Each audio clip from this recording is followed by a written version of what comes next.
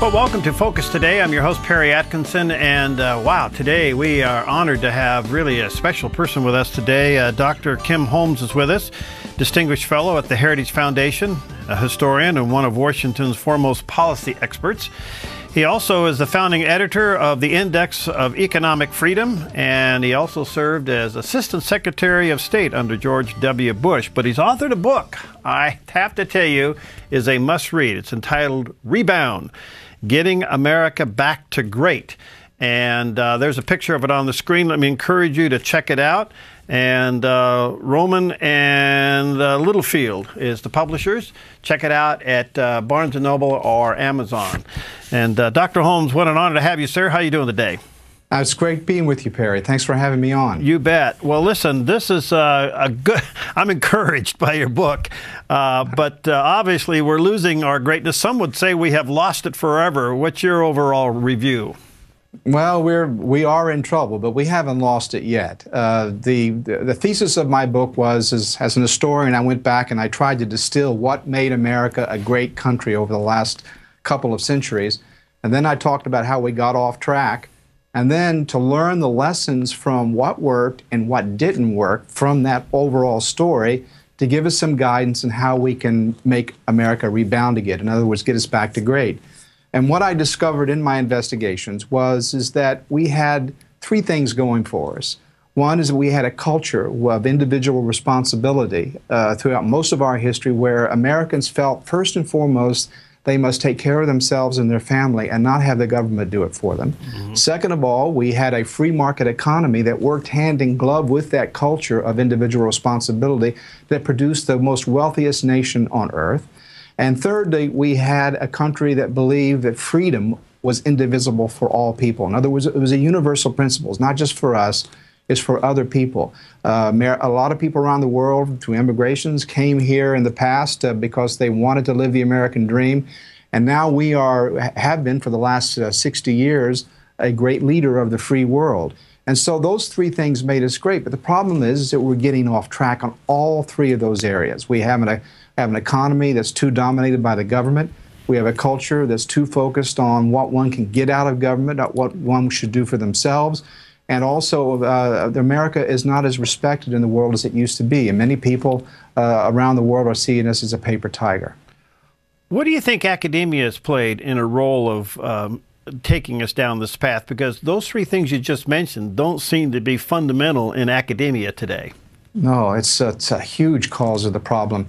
You had in the 1960s what I call the countercultural reformation, if you will. That is, people in the 1960s, we all remember what that period was like, but a lot of these liberal-minded people worked themselves into the institutions of America, the academics, institutions, the universities, the churches, the entertainment industry, and even frankly, they became captains of industry, even in business as well.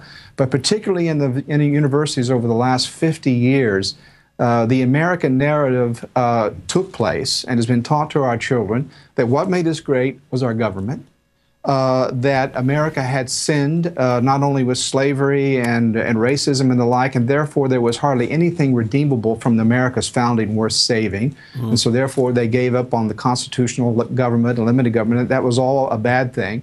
And the whole progressive agenda that started really with Woodrow Wilson and others worked their way into not only to the American universities, but the rise of what I call the New Left in the 60s and the 70s, imported a foreign model of greatness for America, which is based upon the model of European social democracy.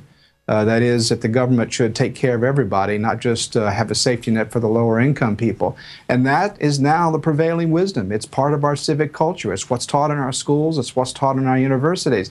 Mm. And, you know, it's no accident that our government's dysfunctional, our economy is floundering, and our culture is in crisis, because this is where we are right now. And the problem is the American people don't really fully understand why we're in trouble. If you ask a lot of the people, they think, well, that's because the government's not big enough. Well, I'm sorry. The problems that are happening in our government right now or in our society right now are not the result of small government. We don't have that now. We have 49% of the American people dependent upon government either directly or indirectly in some way. And that number is getting larger, particularly after the health care Obamacare that is happening.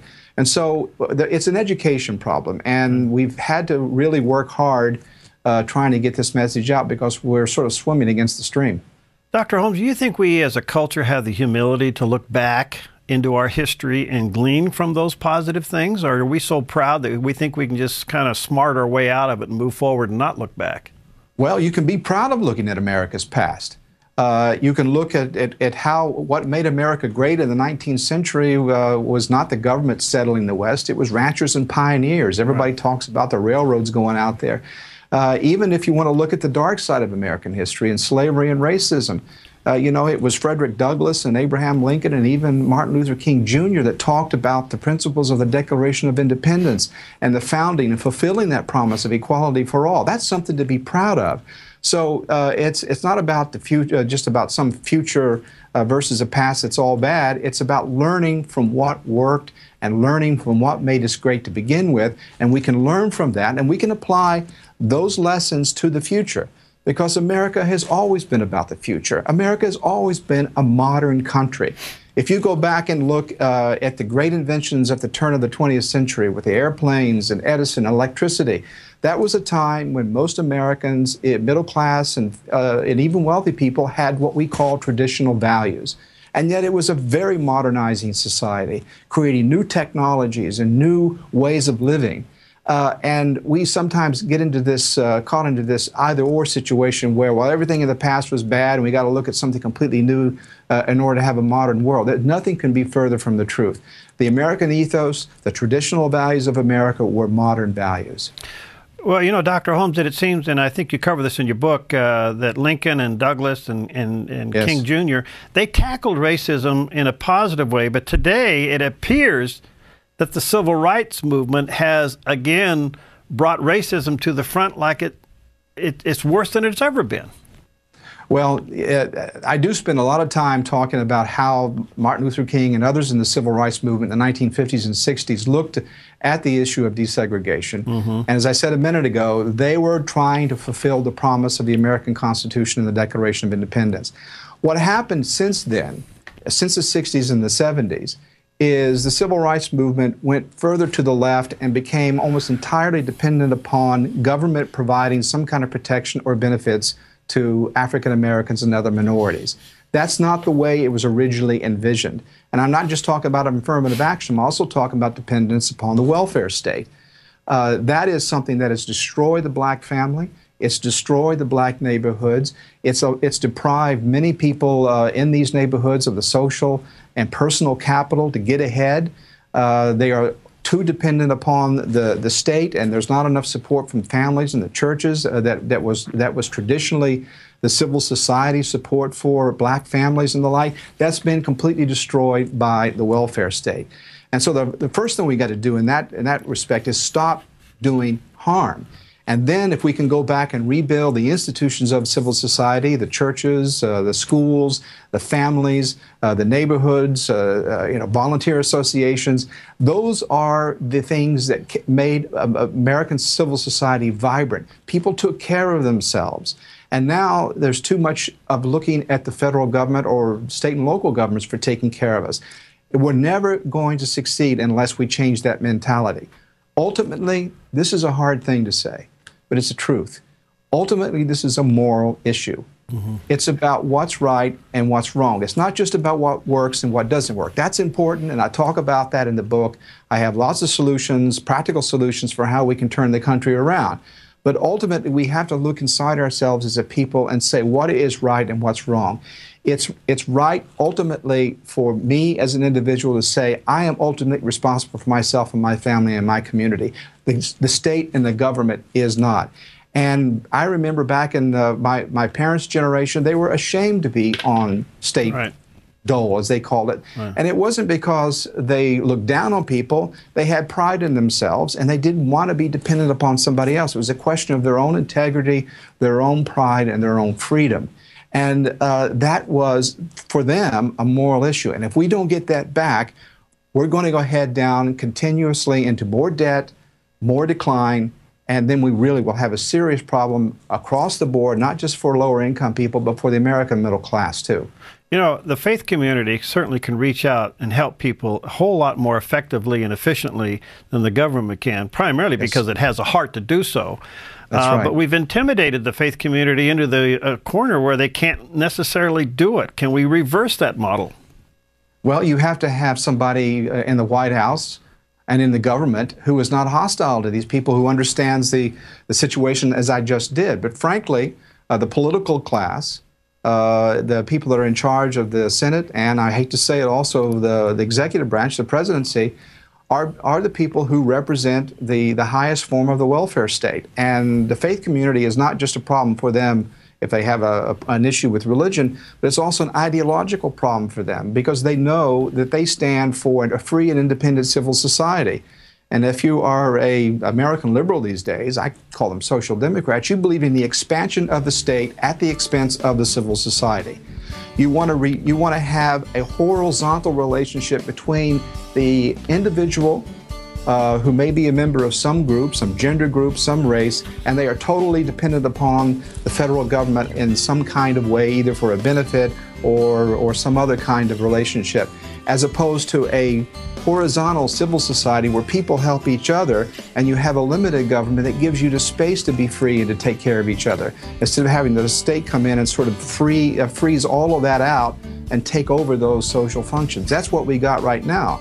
And so many American liberals are ideologically hostile to what I'm talking about here, because it will deprive them of the power base and of the ideological justification for what they're doing. All right, let me take a quick break here. We're talking to Dr. Kim Holmes. He's authored a book called Rebound, Getting America Back to Great. And it really deals with what made America great, what went wrong, and how to restore it back to greatness. So we'll be right back. Hi, I'm Paulina, and I work at theDove TV. Did you know that when you support theDove TV, you have a profound impact, not only in our community, but around the world? It's your continued support that takes the inspiration and hope in the programs we produce and makes them available to the thousands of people who are watching these videos online every week. Help bring encouragement and hope to our valley and beyond by making a secure online donation today at our website, thedove.us.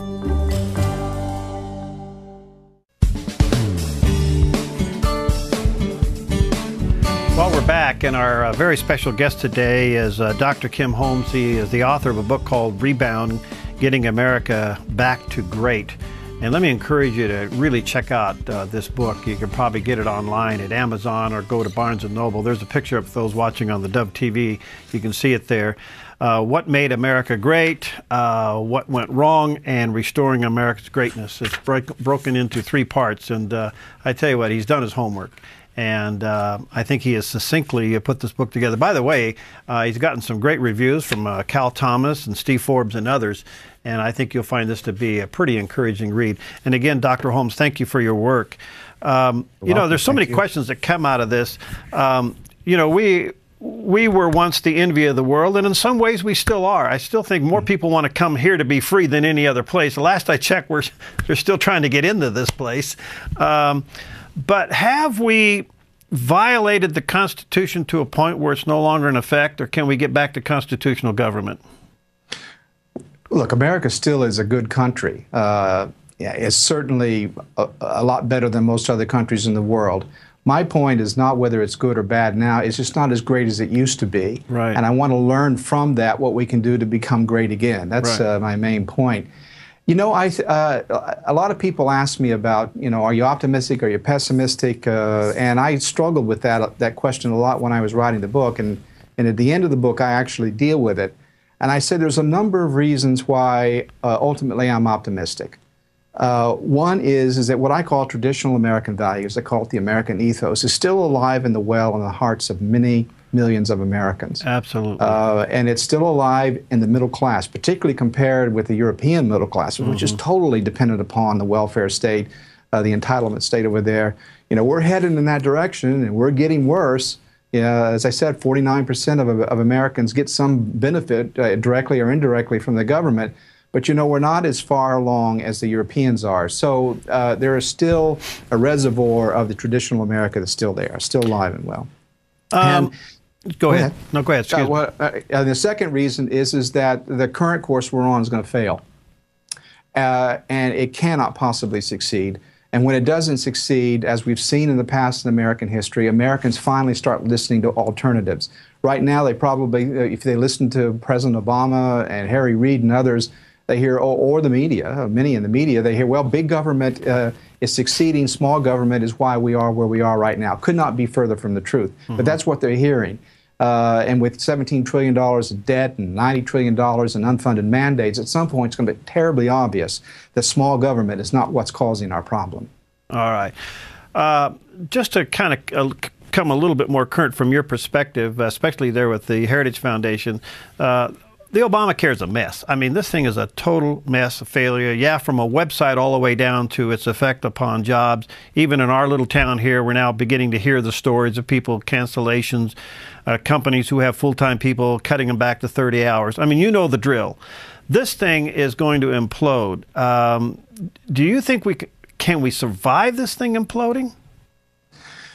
Yes, so long as we understand why it's imploding.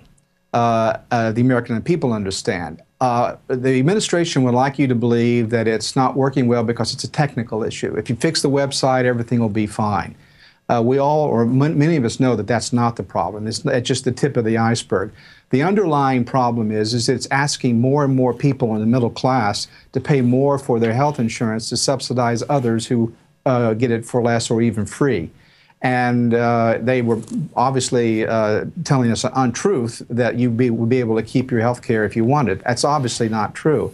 So we have to stay focused on what the fundamental mistake was. And the mistake is getting the government coming in, getting between you and your doctor and deciding what kind of health insurance that you should have. Right. And and that will become painfully obvious as people get their health care insurance canceled, but particularly if you had the private, but not only private, people in even in government are working for their employer or having their health care plans cut back. I know I had my health care plan cut back as a result of Obamacare.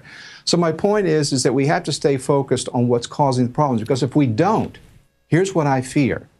I know some people who supported the Obamacare who knew it would not work. They knew it was unworkable. That's one of the reasons why they tolerated it being so complex, because when it would fail, they would come in and said, well, the problem was it was just too complex. What we need is a single-payer national health care service like they have in Canada or like they have in Britain. Basically, which is nationalized health care. Right. And a lot of people will go, well, if the problem was technical, it was just too complex. That sort of makes sense to me. It's not the complexity. It's the fact that the government was trying to control and run it. That is what's causing the problem. Wow. So they could come out with a simplification which could be equally as bad. Or be worse. It'll be far worse, but it'll, in the sense of, basically it just nationalizes all of the healthcare industry. But it's simple in the sense that it's not having all these exchanges and people having to navigate the exchange market, because what I fear is somebody's going to come in and say, well, you know what the real problem with the exchanges is that we were trying to work it inside the private health insurance market. It was just too complex. So let's make it simpler and just get rid of the whole thing and come in with a nationalized healthcare system. And if we American people don't understand that the problem was getting the government involved in this in the first place, they may, and they think it's, as I said a minute ago, a question of complexity or technology or something, they may be fooled into going that direction. You also deal a little bit with the military, and I was just kind of curious, to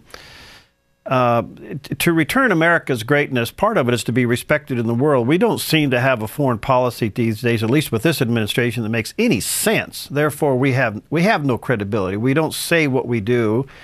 And I'm reading behind the scenes here, maybe you've seen it there at the Heritage Foundation, that the president's already released 9 generals in the military. What's going on? The president, A, does not care all that much about foreign policy. B, he's a committed liberal internationalist. That is, he believes that at least many of the world's problems in the world were caused by America. But at the same time, he's the president of the United States, and he's responsible for the security of the United States. So he's confused. You know, he sees the same intelligence reports anybody else saw about how terrorists want to kill us because they hate us, not because we provoked them.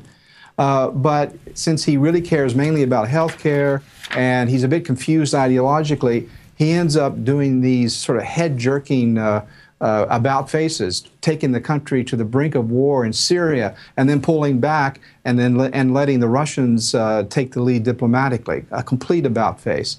As a result of this, the rest of the world is concluding that we are declining as a power, America as a leader of the free world.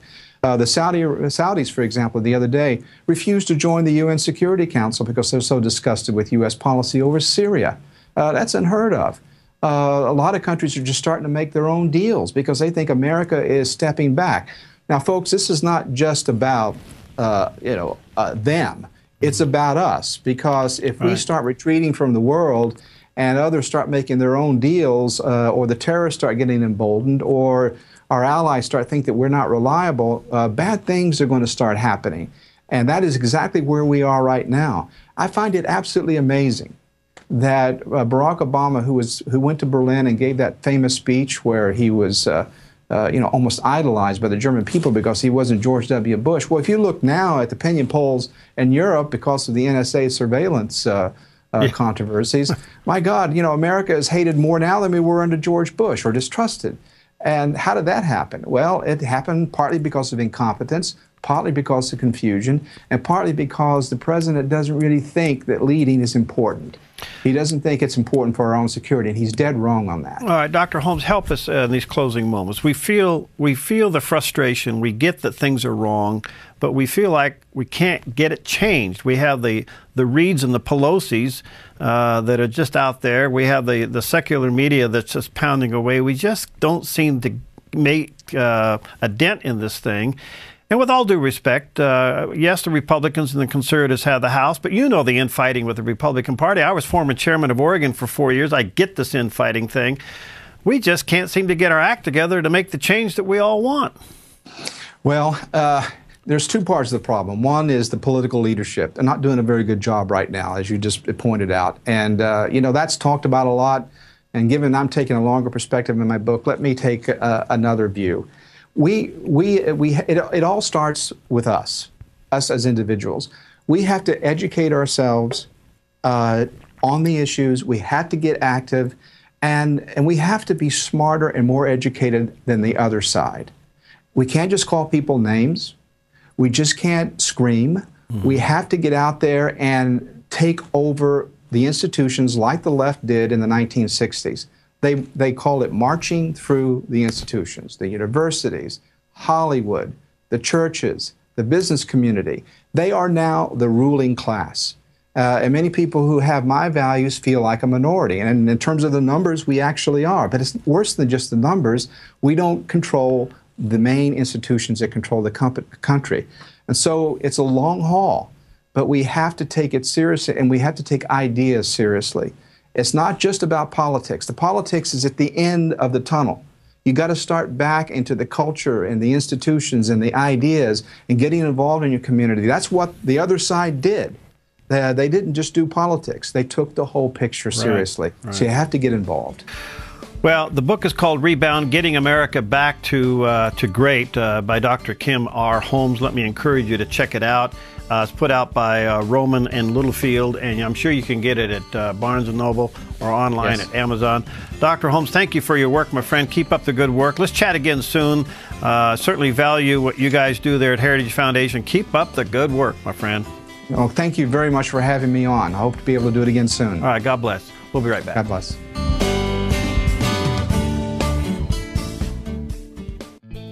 Hi, I'm Daniel and I work at theDove TV. You know, compared to Portland, Seattle, and LA, Medford might be considered a small market, but at theDove, we're excited about the opportunity to make a big impact right here in our community. And you help make that happen. Did you know that more than 90% of our income comes from people like you?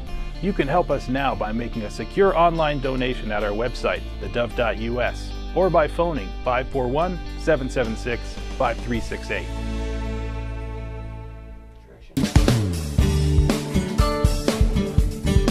Okay, we're back, and great to have back in the studio with us today my good buddy John Mittendorf. John, by the way, works with Answers in Genesis, and he does a lot of homework in my behalf. He studies when I can't.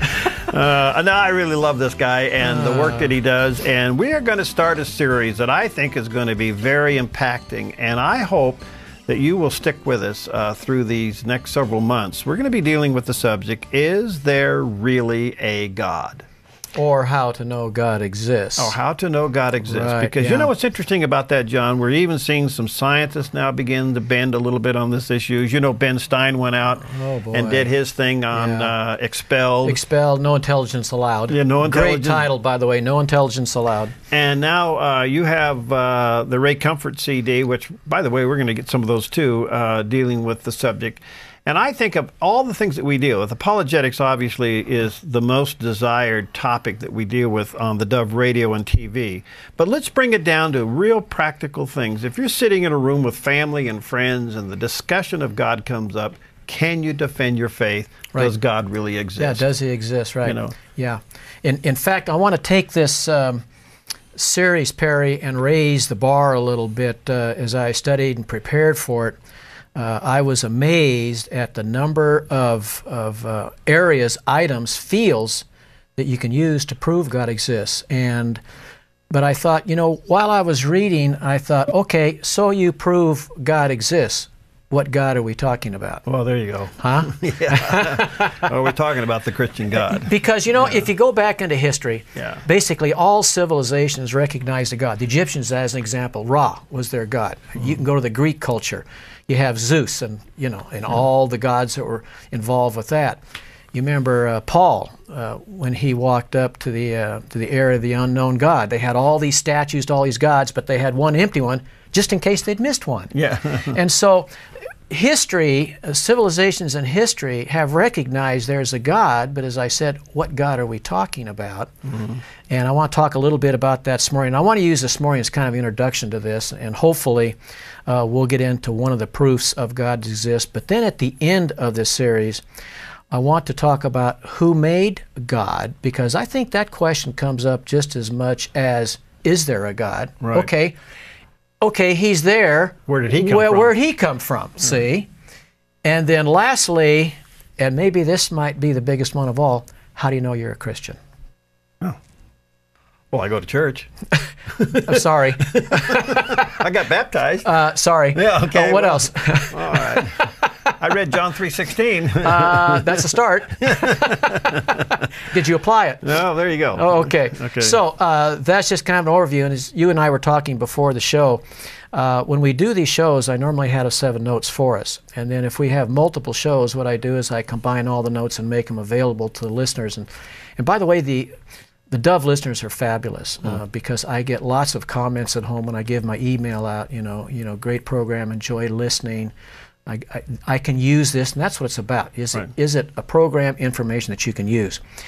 And so on this one, this is probably going to turn out to be, I don't know, maybe 15, 20 pages, because this one right here is close to 5 pages.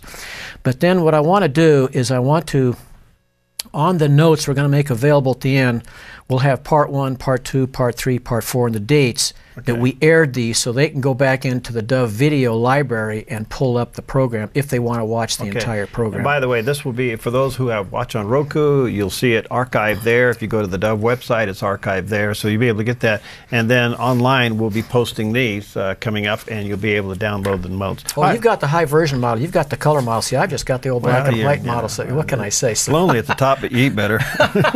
No, go ahead. Well, let's start. You know, and I just made the comment that down through history, most of your civilizations, even in Africa, in the wildest fields of Africa, they realize that there's a higher power somewhere. That's nothing new. But I think what's important about that, Perry, is recently you're seeing more and more of a push, and you and I have talked about this before, of removing God from America, which brings up an interesting point. If there's no God, why do we have to remove him? Yeah. Right? Right. But, you know, we've talked about that, you know, removing the 10 Commandments from public buildings and the motto, God we trust, being challenged. All that is being diluted. But something else I found interesting is atheism, and atheism is defined as there is no God. They don't believe there's a God. And you're starting to see a rise of, I'm going to say, atheism churches and more people are becoming atheists in this country.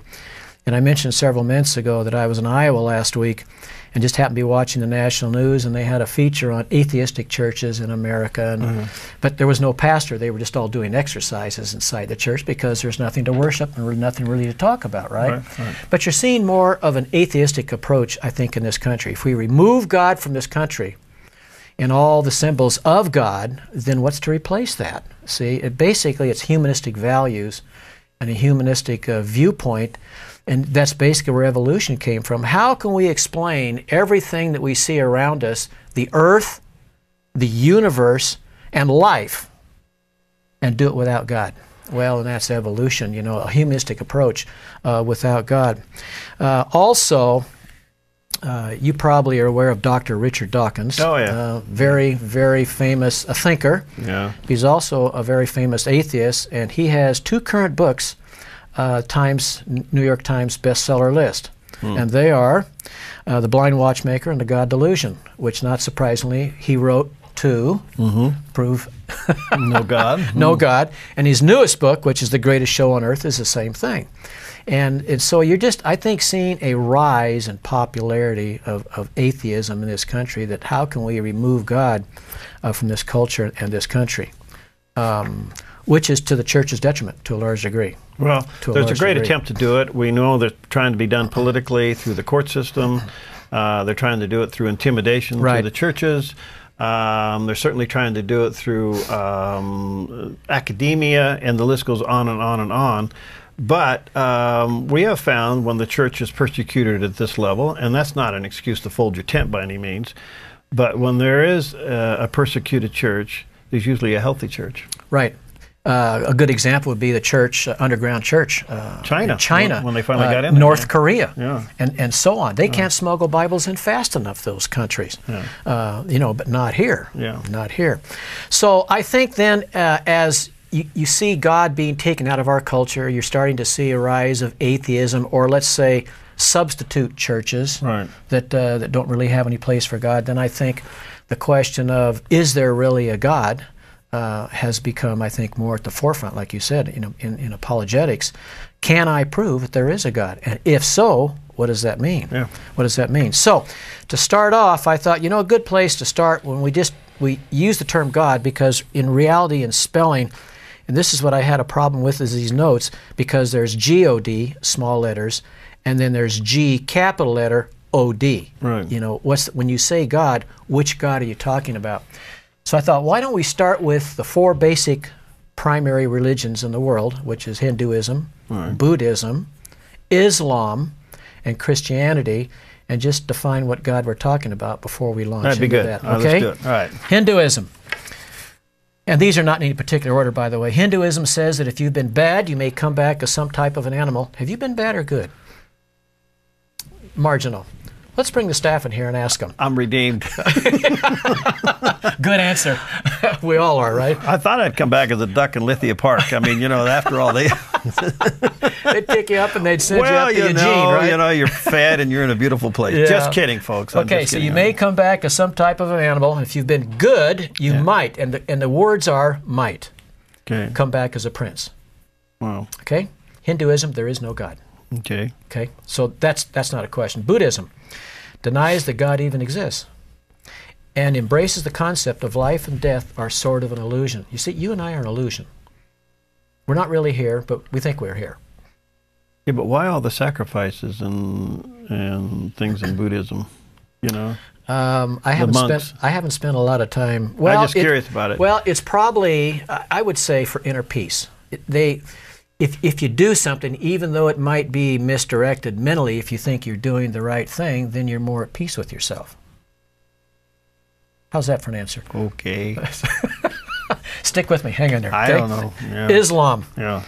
Okay, so Hinduism, Buddhism, that's not the God we're talking about. Islam acknowledges hell and God, but also believes that, and hopefully is the key word, enough religious works will be seen by God and He will show mercy. But interestingly, even though they recognize God, it's a works-based religion, and in Islam, God is viewed as impersonal. You cannot know Him. You cannot have a personal relationship with Him. Okay? That's not the God we're talking about either. Okay. Now let's go to number 4, Christianity. It's the only religion, you know, and I hate to use the word religion, but you have to. You have to. That describes it. Yeah, because religion is just thrown around so much, you know. That clearly delineates that God became man, died on a cross, took our punishment upon himself, rose again, and provided a way to escape eternal damnation and spend eternity with him. So what we're talking about here is a very personal God that wants to know us. He also was responsible for creating the universe and life from nothing. All right. We're talking about how to prove that God exists, and we're starting a new series, and Is There Really a God? With John Mittendorf. We'll take a quick break. We'll be right back. Hi, I'm Paula, and I work at theDove TV. Every day we get letters and emails from people who've been encouraged, blessed, and challenged by the programs on theDove TV. But we couldn't do it without you. Did you know that more than 90% of our income comes from people like you? You can help us continue to bring inspiration and hope to our community by making a secure online donation at our website, thedove.us, or call us at 541-776-5368. Okay, we're back and starting a new series with our good buddy John Mittendorf, who also worked with Answers in Genesis, and of course he's been around here for a long time sharing with us various provoking thoughts and ideas.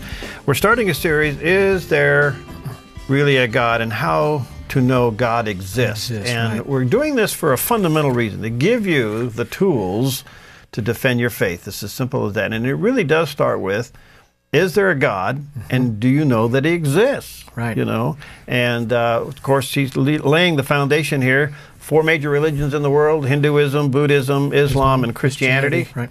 And Christianity is the only one that is, well, we'll call it a religion, but you know, says that God became man, died on a cross, rose again, right. Took our punishment, and is also the creator of all things. And is also a personal God that wants to know us and spend eternity with us. Right. No other religion even comes close to making those claims, and yet the Bible is replete with those claims all the way through the Bible. In fact, it's interesting that Isaiah 44:6 says, in fact, let me read this so I get it exactly right. Isaiah 44:6 says, I am the first and I am the last. Apart from me, there is no God. Period. Okay. Period. But then comes the question, okay, prove it. Okay. Right? Yeah. So we're going to give that a shot. So I think to begin our discussion, Perry, is there really a God? Over the next couple of months, I want to cover 4 basic areas. Information, which is a technical knowledge. And you're probably thinking, what do you mean by information? Because we're talking right now, right? Creation, which is an intellectual knowledge. Conscience, which is a subconscious knowledge. Have you ever wondered where consciousness comes from? That if we evolved, and I'm just jumping ahead here a little bit, if we evolved like evolution tells us, where did conscience come from? Evolution can't answer that question. Animals don't have a conscience. Only humans have a conscience. Why? And we'll get into that in a couple of months. Conversion, lastly, number 4 is conversion, experimental knowledge. You cannot delete when somebody looks you in the eye and says, God completely took my life, turned it around, and made me a new person. And that is visibly evident. Yeah. Visibly evident. Well, we'll get to that one also. I was blind, but now I see. I can see, right, yeah. So let's start off with information this morning, and I'm going to focus on probably a huge nail that was driven into the coffin of evolution some years ago by doctors Crick and Watson when they discovered DNA, which is basically information. And by the way, when did DNA become very, very popular in the media and the public? Well, it was a court case. Right, exactly. Who? Well, see, it wasn't the Scopes trial. O.J. Simpson. Simpson. Simpson, right. Yeah. Yeah. O.J. Simpson's trial. Yeah, if that trial would have, that was basically the start of using DNA in court trials. But if he would have been tried today, with all the experience they've had with DNA, I mean, DNA is a slam dunk, basically. Yeah, he'd have been found guilty, I think. I think back then there was still a little, we're not as sure as we are today. But yeah, today DNA is black and white. So what's interesting is accounts about our observable universe and world can be categorized as universally true, and as a result, they're referred to as laws of nature. I'm going to take you down a primrose path here just for a minute. And the laws of nature, as an example, would be first and second laws of thermodynamics, and you're probably familiar with those. Yeah. The first law says that energy can either be destroyed or made from nothing. The second law of thermodynamics says everything is running downhill. Those are universal laws. Right. They don't change. And out of that, that means that those laws know no exceptions. They're unchanging, and they can be applied to unknown situations, which is kind of fascinating. So the second law of thermodynamics has been... Everything is running downhill. Has been the evolutionist's nightmare. Oh, you bet. But they ignore it. Well, of course. Academia does. Of course. You raise the rug and then you kind of sweep it underneath. But as a sure thing as the first and second law of thermodynamics or the laws of nature are, there is something that's probably as sure, if not more sure, and that's the category or the field of information, DNA. And when Watson and Crick discovered that, Darwin, years and years ago, back 1859, when Origin of Species was published, thought that the basic human cell was just a blob of protoplasm or jello. And today that's far from the truth. Probably one of the most intricate entities in the universe is just the basic human cell. So, when the laws of nature are applied to information, we find the following characteristics. Now, you got to stay with me on this one just for a second.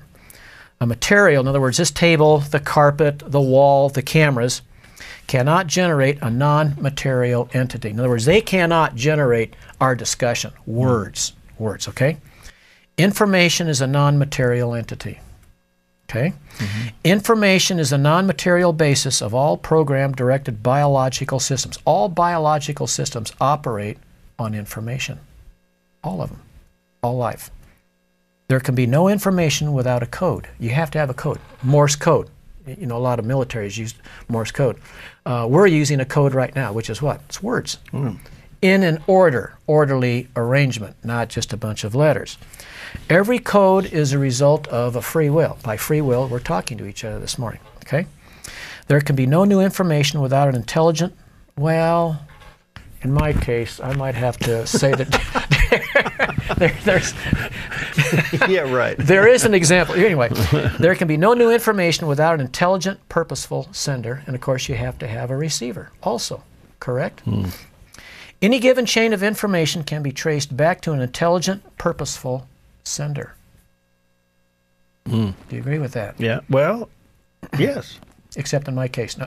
Well, okay. Okay. Right. So now by applying that to information and the laws of nature, to the evidence for a God, we have what's called the code of life, which is DNA, which Watson and Crick discovered some years ago. And the DNA code is a genetic language that communicates information to every cell in all living things. All living things, okay?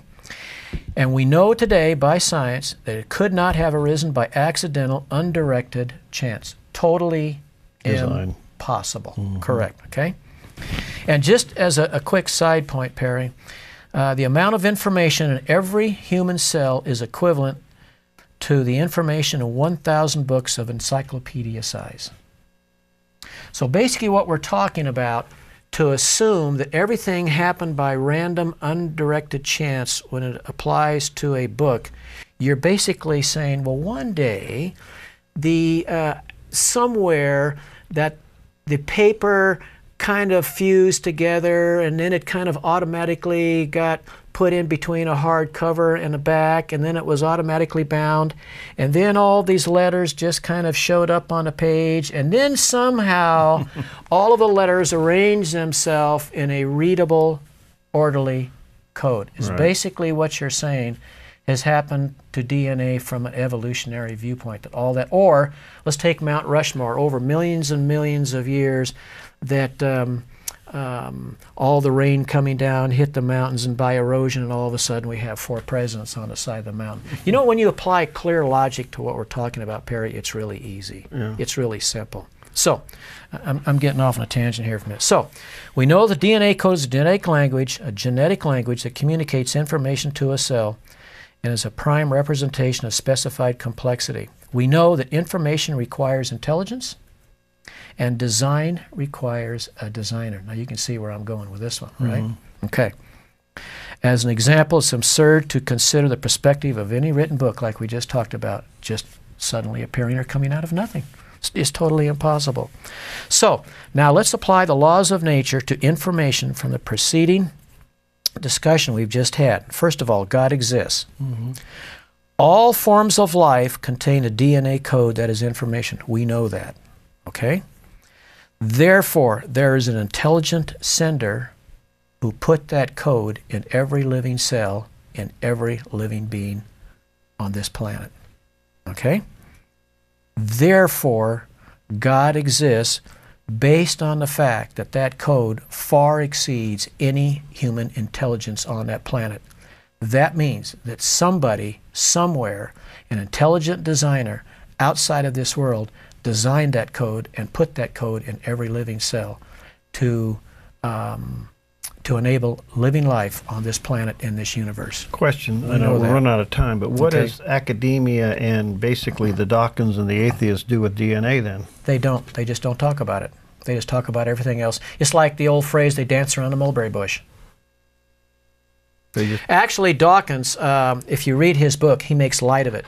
He just says, well, what the creationists do or what the Christians do is they just tell you that a God who was there just created all of this stuff, and that's the easy way out. That's basically what Dawkins says. So, therefore, God exists as the designer of this intelligent information that allows all life on this planet. And by the way, DNA also completely refutes atheism. Did you know that? No. Well, because if there's no God, okay, then where'd the code of life come from to allow life to live on this planet? They can't answer that question. See, they just don't talk about it. Okay. They don't talk about it. So now, let's talk about a conclusion here just real quick. And I want to, and the notes we have here have a lot more information than we have. But I want to just conclude with 2 basic things that really grab my attention. Although this quote is not a biblical passage, let me give you this quote and just see how it rings with what we just talked about. About a minute. When you have for the first in front of you this 3.1 billion letter instruction book that conveys all kinds of information, DNA, and all kinds of mystery about humankind, you can't survey that going through page after page without a sense of awe. I can't help but look at those pages and have a vague sense that this has given me a glimpse of God's mind. Who said that? Francis Collins, director of the U.S. National Human Genome Research Institute that cracked the human genome. He's not a Christian. Okay. Basically, you're looking at the mind of God when you look at the DNA code of life that requires a sender and a receiver that will allow every life on this planet to exist. That didn't come from anybody on this planet. It had to be an outside intelligent source, God. Wow. All right, we're starting a new series, and stay in touch and check out the website. Of course, archive on Roku and on the Dove website. These programs, this is the beginning of how do we know God exists. We'll see you next time on Focus Today. Hi, I'm Jim, and I work at theDove TV.